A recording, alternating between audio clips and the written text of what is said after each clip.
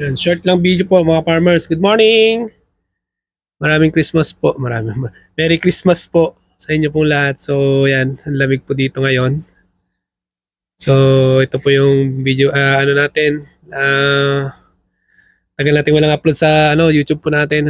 Kumusta kami mga farmers?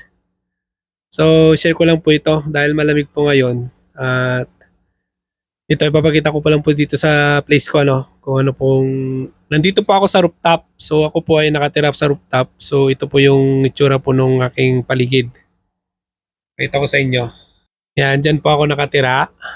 Ayan. And dyan po yung garden.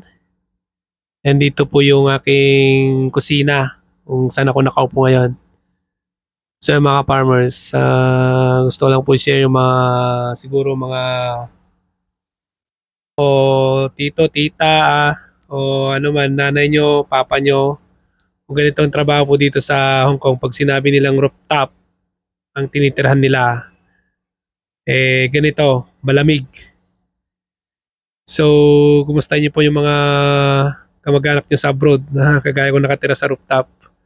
Actually, itong kinaroroonan ko ay, pinaka-rooftop, pero yung amo ko nasa 12th floor.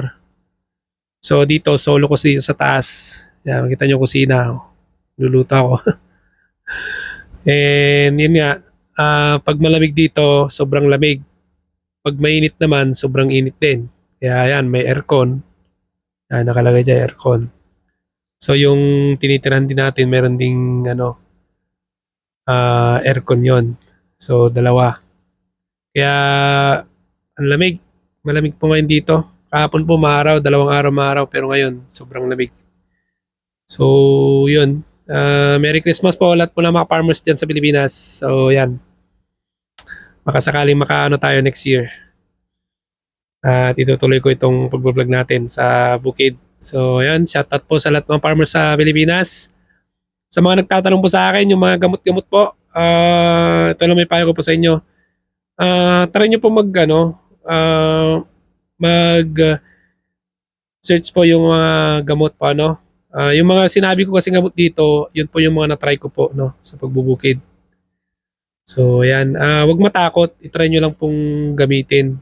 And then sundin nyo po yung nakulagay po na direction po niya. At kapag na-try nyo at maganda po sa bukid po nyo, tuloy nyo lang. Ganun na po mga farmers. So, yan. Maraming salamat po, At nandito na lang po. At ang lamig po kasi dito ngayon. So yan, kumustahin nyo po yung mga kamag-anak nyo sa abroad. Kung okay lang po sila. Kasi mahirap po na malayo sa pamilya. So yan, Merry Christmas. Hanggang sa muli po. Bye-bye.